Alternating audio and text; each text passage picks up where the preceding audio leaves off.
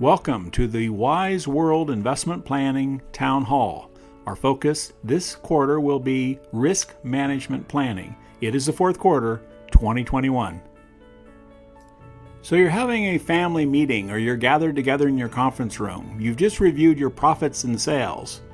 Is a good proper risk management strategy? Well, what if we don't change it all and something magical just happens? Probably not. We're going to have to dive into more details. Away we go. Risk management planning, both strategic and tactical, in other words, long-term and short-term, is indeed a foundation of everything we do. If your investment planning, your estate planning, your tax planning are all solid, and you have a landmine go off or a major risk screws up a perfectly good plan, we have still failed. So, bottom line, asset protection. Most of us have assets. They need protection. How do we do that in this day and age? Let's go through some of the ideas that you have, whether it's a properly fully funded trust, whether you make sure that all of your assets are in limited liability corporations. There's work that needs to be done. Just as important as asset protection is a positive mindset. In this day and age, being mindful, being situationally aware, keeping a positive mental attitude is also part of, believe it or not, both strategic and tactical risk management.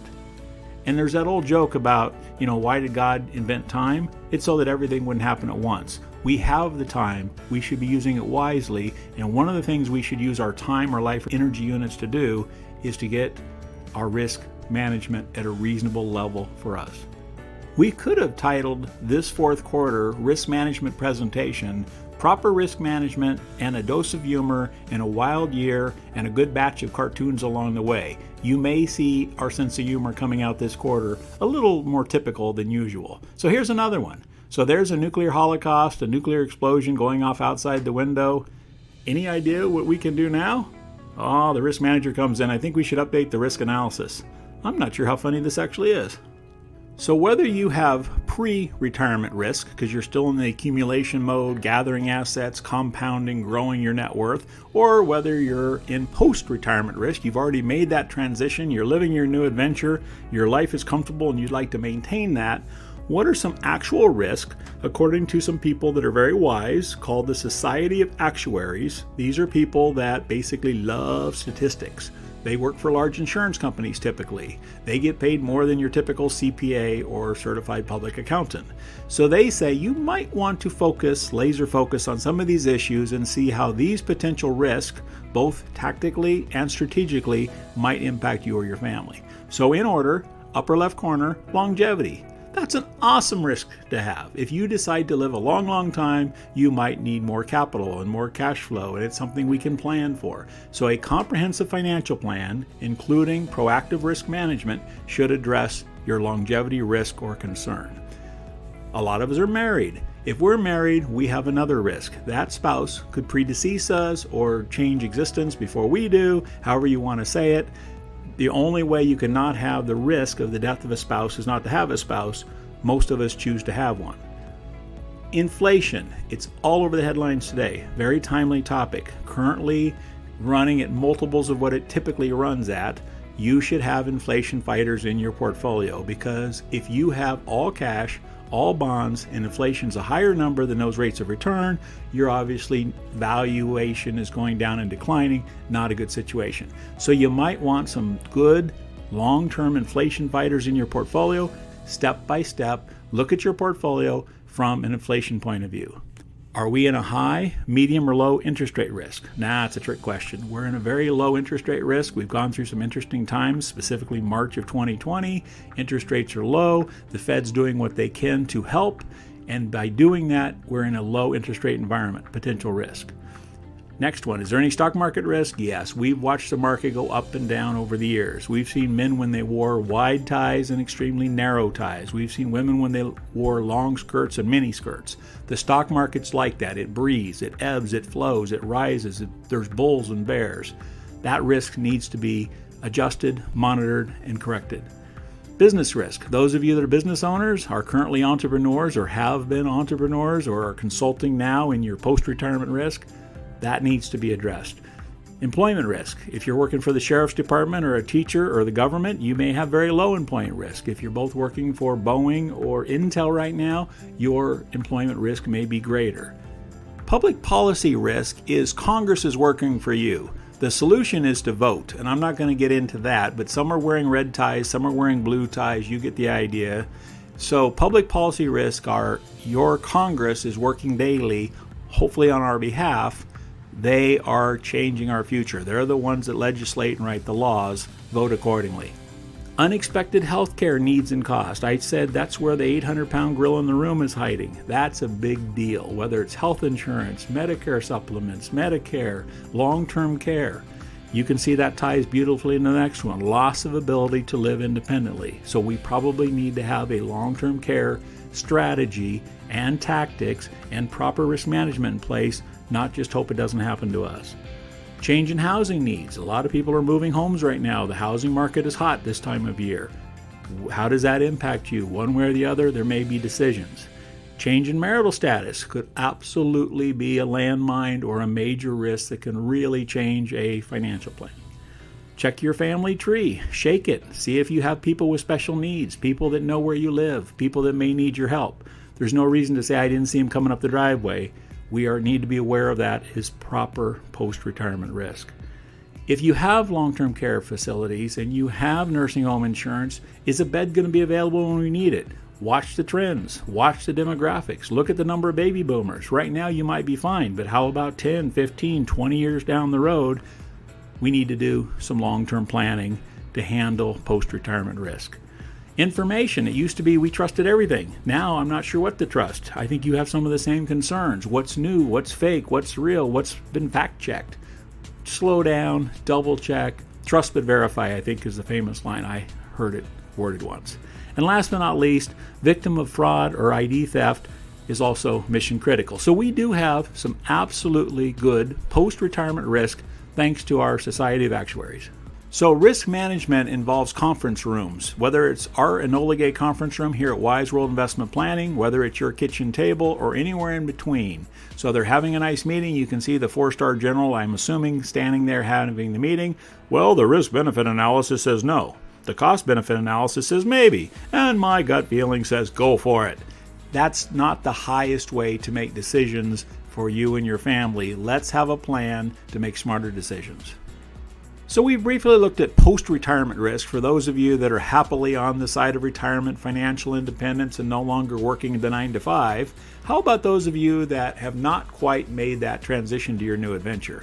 Let's look at pre-retirement risk.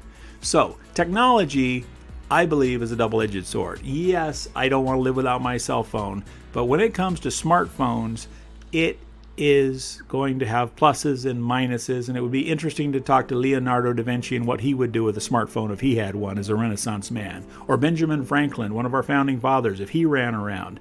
Number one, as a potential negative, contributing to sleep issues. I know people that sleep with their cell phones. That's going to probably interrupt your 6.75 hours of sleep or more you should be getting per night, depending on your unique situation.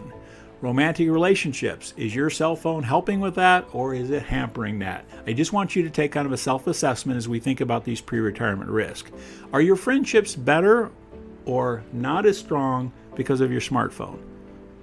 Are they having a negative influence on parenting? I've seen little whippersnaps sitting around with iPads and cell phones that I'm thinking that's an interesting parent. I'm not saying you shouldn't hand them the device. I'm just saying it's a potential risk. We're responsible for it. They're also replacing in-person communications. Think about our smartphones. And the photograph, I don't know how many of us have done perfectly good skydiving, but we're all coming together, working on a common cause. What happens next after this photograph? Is it beautiful and everybody lands safely? That technology is a win-win? Or does it have an unhappy ending and somebody wasn't paying attention and their chute didn't work? That's the point of skydiving, a potential pre- or post-retirement risk, and your smartphone. Could we end up well? Doesn't have to. We're responsible. And yes, this quarter's town hall even includes a guest appearance from the Grim Reaper. Actually, I've read your risk analysis report. Great stuff. Very funny. We have to take this seriously. So, continuing the topic of smartphones, Are they making your life better, worse, or undecided? This is great for a family home evening. This is good for a discussion where you can sit down with the people in your life that you love. Are we supposed to be online all the time? Has that been worked out? Because people with cell phones think other people with cell phones are supposed to do that. Where did that rule come from? Is it wise? Is it risk? Is it improving the quality of our life? Not trying to say get rid of your cell phones. Don't get me wrong here. Just want to make sure we've looked at the risk and then we've said, yes, that is a landmine in my backyard, or that's not a problem for me. Some people are basing their self-worth on social media likes. Are you caught in that game? Do you have loved ones, children, teenagers, grandkids that are doing that? Just food for thought. Smartphones also encourage FOMO. Yes, another acronym, we were running low. Fear of missing out. Is that an issue for you?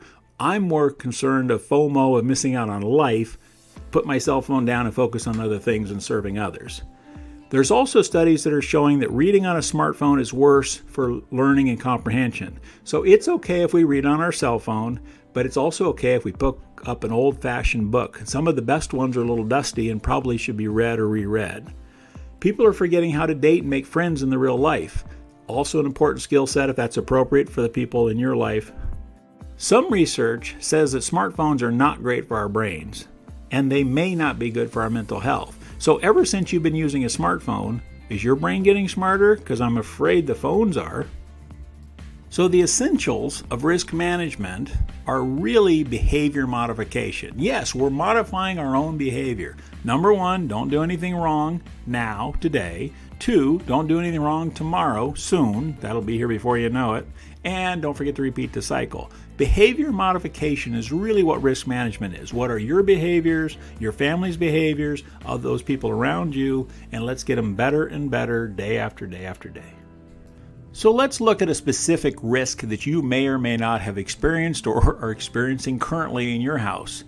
Many children right now are having a FTL, failure to launch. We've been watching billionaires go into space in recent time. Well, we like it when things launch successfully and fly and leave the nest or the launch pad.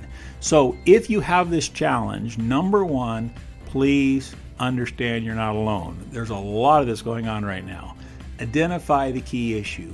What has to happen to get that awesome child out and flying the nest like an eagle and soaring on their own? That's probably the end goal. Well, first of all, give yourself some credit. There's no magic wand to make things better. I've done a little digging and research for you on this topic, and there's no quick solution. Here's the 3 steps to get your child to fly successfully. Taking a hard look at the root cause is probably a very good way to move forward, because every case is different. Are there mental issues? Is it a physical? Is it health? Is it fear? Is it cash flow? What is it that's causing them? And are you enabling them? Is it going to solve itself? Have patience, but you can actually have a plan to get the rocket successfully off the launch pad and your child flying successfully. Once you've identified the issues, then we can begin an action step. So what's your vision? What do you want to have happen? Where are you at now? Be honest with yourself.